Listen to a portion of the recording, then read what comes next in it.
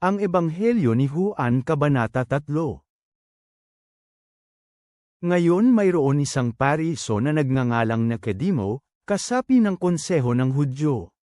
Pumunta ang taong ito kay Jesus ng bandang gabi, at sinabi niya, "Rabi, alam namin ikaw ay isang guro galing sa Diyos dahil walang sino mang makagagawa ng mga tandang ito na ginawa mo maliban na nasa kanya ang Diyos." Sumagot si Jesus sa kanya, "Tunay nga, maliban kung isilang muli ang isang tao hindi niya makikita ang kaharian ng Diyos." Sinabi ni Nicodemo sa kanya, "Paano ipapanganak ang isang tao kung siya ay matanda na? Hindi na siya pwedeng pumasok sa pangalawang pagkakataon sa sinapupunan ng kanyang ina at ipanganak, kaya ba niya?" Sumagot si Jesus, "Tunay nga, maliban kung ipinanganak ang isang tao sa tubig at sa espiritu, hindi siya makakapasok sa kaharian ng Diyos.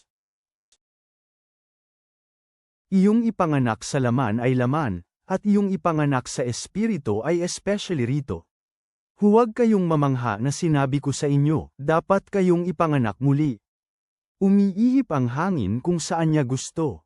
Naririnig ninyo ang huni nito, ngunit hindi ninyo alam kung saan ito nagmula o kung saan ito pupunta. Gayon din naman ang sinumang isilang sa espiritu." Sumagot si Nicodemo, sinasabi, "Paano mangyayari ang mga bagay na ito?" Sinagot siya ni Jesus, "Ikaw ba ay guro ng Israel, at hindi mo naiintindihan ang mga bagay na ito? Tunay nga, sinasabi namin yung alam namin, at pinatotohanan yung nakita namin. Subalit kayong mga tao, hindi ninyo tinatanggap ang aming patuto. Kung sinabi ko sa iyo ang tungkol sa mga bagay na makalupa at hindi ka naniwala, paano ka maniniwala kung sasabihin ko sa iyo ang mga bagay na makalangit? Walang sino mang umakyat sa langit maliban ang bumaba mula sa langit, ang anak ng tao. Tulad ng pagtaas ni Moises ng ahas sa ilang, gayon din naman ang anak ng tao ay kailangang may taas, upang ang lahat ng mananampalataya sa kanya ay magkaroon ng buhay na walang hanggan." Dahil labis na inibig ng Diyos ang sangkatauhan, ibinigay niya ang kanyang natatangi at nag-iisang anak upang ang sinumang manalig sa kanya ay hindi mamatay ngunit magkakaroon ng buhay na walang hanggan. Dahil hindi isinugaw ng Diyos ang kanyang anak sa mundo para parusahan ang sangkatauhan, ngunit para ang mundo ay marapat na maligtas sa pamamagitan niya. Ang nananampalataya sa kanya ay hindi mahatulan. Ang hindi nananampalataya ay nahatulan na dahil hindi siya nananampalataya sa pangalan ng natatanging anak ng Diyos. Ito ang dahilan sa paghahatol, na ang ilaw ay dumating sa mundo, at minahal ng mga tao ang dilim kaysa ang liwanag dahil masama ang kanilang mga naging gawa. Dahil ang sinuman na gumagawa ng masama ay galit sa liwanag at hindi lumalapit sa ilaw upang ang kanyang mga gawa ay hindi malantad. Subalit ang gumagawa ng katotohanan ay lumalapit sa liwanag upang ang kanyang mga gawa ay malinaw na makita at ang mga iyon ay naganap dahil sa pagsunod sa Diyos. Pagkatapos nito, si Jesus at ang kanyang mga alagad ay pumunta sa lupain ng Judea. Doon siya ay naglalaan ng panahon kasama nila at nagbabautismo. Ngayon si Juan din ay nagbabautismo sa Inon malapit sa Salim dahil higit na marami ang tubig doon. Lumalapit sa kanya mga tao at sila ay nababautismuhan, dahil hindi pa naipatapon sa bilangguan si Juan. Pagkatapos ay may lumitaw na alitan sa pagitan ng ilang alagad ni Juan at sa isang Hudyo tungkol sa seremonya ng paghuhugas.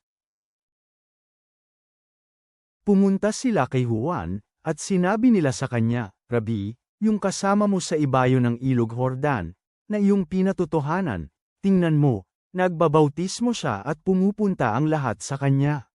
Sumagot si Juan, "Walang anumang bagay ang tatanggapin ng isang tao maliban na lamang kung ito ay ibinigay sa kanya mula sa langit.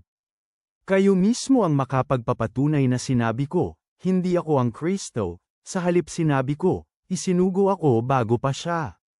Ang kasama ng ikakasal na babae ay ang ikakasal na lalaki. Ngayon ang kaibigan ng ikakasal na lalaki, na siyang nakatayo at nakikinig, ay labis ang tuwa dahil sa tinig ng ikakasal na lalaki. Ito ngang aking kagalakan ay naging ganap." Siya ay dapat may taas, subalit ako ay dapat may baba. Ang mula sa kaitaasan ay nakatataas sa lahat. Ang tagalupa ay nagmula sa lupa at nagsasalita ng mga bagay na makalupa. Ang mula sa langit ay nakatataas sa lahat. Nagpapatutuo siya kung ano ang kanyang nakita at narinig, ngunit walang taong tumatanggap sa kanyang patuto. Ang tumanggap sa kanyang patuto ay pinatunayan na totoo ang Diyos. Dahil ang sinumang ipinadala ng Diyos ay ipinapahayag ang mga salita ng Diyos. Dahil hindi niya ibinigay ang Espiritu sa pamamagitan ng sukat. Mahal ng Ama ang anak at ibinigay niya ang lahat sa kanyang mga kamay. Ang nananampalataya sa anak ay may buhay na walang hanggan, ngunit ang sinumang hindi sumusunod sa anak ay hindi makakakita ng buhay, kundi mananatili ang puot ng Diyos sa kanya. Ama, salamat sa iyong pag-ibig sa mundo na labis na nagbigay ka ng iyong bagtong na anak. Tulungan mo kami na ipinanganak muli sa pamamagitan ng iyong Espiritu at magkaroon ng buhay na walang hanggan sa pamamagitan ng pananampalataya kay Jesus. Naway hindi kami mapahamak kundi mabuhay magpakailanman kasama mo. Sa pangalan ni Jesus, Amen.